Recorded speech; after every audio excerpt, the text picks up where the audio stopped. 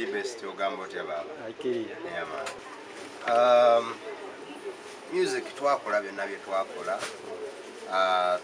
Fa balowooza nti waliwo generation ezirina okusikira generation. So ffe tulina be twasikira. Ate kati essaawa eno tuwa omwaganya abantu ne enjoyinga platforms maybe ffe ze twali occupyinga ye development bw'erina okuva mu sectors ez'enjawulo. Of course sola muleka kubanga kyekisumuluzo kyange naye obudde bw'empaayo oba bwe mbadde muteekamu bwe bukendeera ate nga nsobola ne mbuteekamu abo abapya abakyalina amaanyi okuba n'aggressiveness okuba nti beeyongera n'ekitone kyabwe mu maaso. Okay. Yeah. Omugigi oguliwo obudde buno naddala oguliwo mu music. Yeah. Awards ezitegekebwa oli bw'atagiwangula avaayo n'agikuba n'ayomba naye mmwe ate mu biseera byammwe mwabeerera ennyo abaakabi temwakikolanga kyava ku ki? I think both abategesi ne be bazitegekera tulina omanyi bw'oba otegeka award olina okumanya ba stakeholder be baani. So bw'oba otegeka award z'abayimbi there is no way bw'osobola okubaleka out. So amaloboozi gaabwe ge gakuwa sustainability ya project y'omu maaso. So ndowooza nti maybe abategeka awards beemalirira nnyo ne batawa mwaganya ba stakeholders ku participating nga babawa ebirowoozo byabwe nga babawa reactions zaabwe. So ndowooza kwe kuva embiranye. So the fairness erina okubeera nti ogituuseeko nga ba stakeholders bonna ba involvinga. Okay. Yeah. Tukulabye nga ozze oyimbira naddala abannabyabufuzi okuyimba. Yeah. Ku luno gwe munnabyabufuzi. Yeah. Omuwagizi wasuubira akayimba akaka politics kuba abasinga naddala abayingidde politics bakubye obuyimba. Yeah. Mbadde sikirowoozaako nnyo naye kirabika since ne campaign baagala zitambulizaawo ndowooza obubaka tugendera buyisaawo. One nze omu ku batakikkiririzaamu because si kunoonya bunoonya kalulu naye nzikiririza mu kutuuka mu bantu bafuneko ebirowoozo bantegeere nange mbategeere ebitundu byengenda okukiikirira mbyongere okubitegeera nabyo bintegeere. So it's not about wadde tulina amaanyi ku media because tulina amaanyi ku media. Tuli lucky nti tubadde tukozesa media okutunda ebintu byaffe naye tufa kwabo ababadde tebannaba kukozesa media oba batalina platform naye nga balina obusobozi okwesimbawo. So twagala competition ebeere ng'eri favorable to everybody. So si ffekka abalina access to the media but waliwo omuntu ali eyo nga tasobola. You know, so tekiri kuffe na capabilities zaffe kukozesa media but process tugenda kunoonya obukulembeze bwa myaka 5. So si bwa kuzanyirwamu buzanyirwa wabula abantu tulina okubawo omwaganya ba exercising rights zaabwe ng'abantu. Okay. Yeah. Ku nsonga eyo yennyini Yeah. ng'ate gwe omu ku bagondivu mu kisinde kya People Power. Yeah. Omuyimbi munno full figure avuddeyo n'agamba nti mu kifo ky'okuteeka politics mu nkola ate musazeewo okuba butamu masepiki titemulina mulamwa.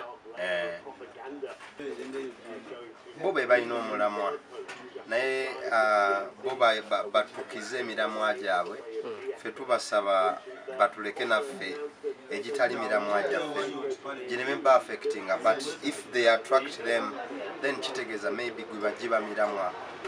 Okay. N'olwekyo ensonga eyo na saalyagadde gimalako nnyo budde naye bw'aba yagyogeddeko ndowooza nti tayogera ku nonsense.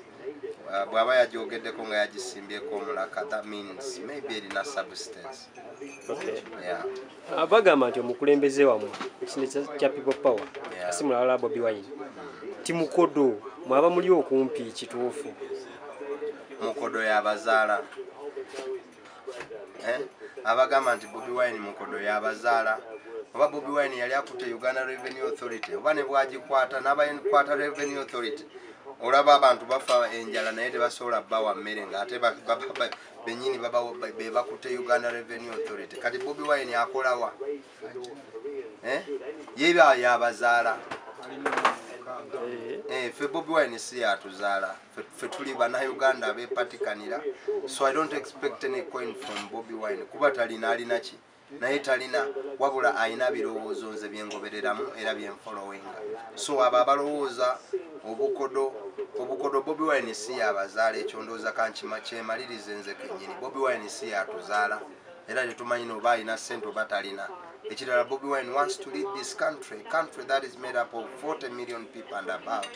Kati Bobi Wine alina potential okukwata ssente awe buli omu. He has no money, but he has good ideas. So those who believe in ideas, let us support the ideas. For supporting ideas, si bukodo, because I don't know even the value y'obukodo. Value y'obukodo sigimanyi. Bayinza okuba nga be basiru. Okay. Yeah. Abawagizi naddala baali aba People Power nga Bashbaga bavaayo era ne bagamba nti nno nammwe mwennyini abasigaddeyo essaawa yonna twandibalaba nga mulimu NRM. Dokita, tukusuubire nawe okulaamu NRM. Beeyongera okuloota. Kyensobola okubagamba. Beeyongera okuloota. Ebirooto buli omu gwaloota naye gwaloota biba biyamba gwe oba okufolowinga ebirooto. Ffe weetuli, ffe tukkiririza mu budde. Time is the best factor okusolvinga ensonga zonna. Batuteekeko obudde, batuteekeko amaaso gaabwe era batufollowing time. It's about time.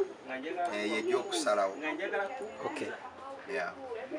Kiki ekitatuukiridde mu bantu b'e Mawokota okubeera nti omuntu gwe wayimbira akayimba nga ajja ate obudde buno gwayagala omujjayo?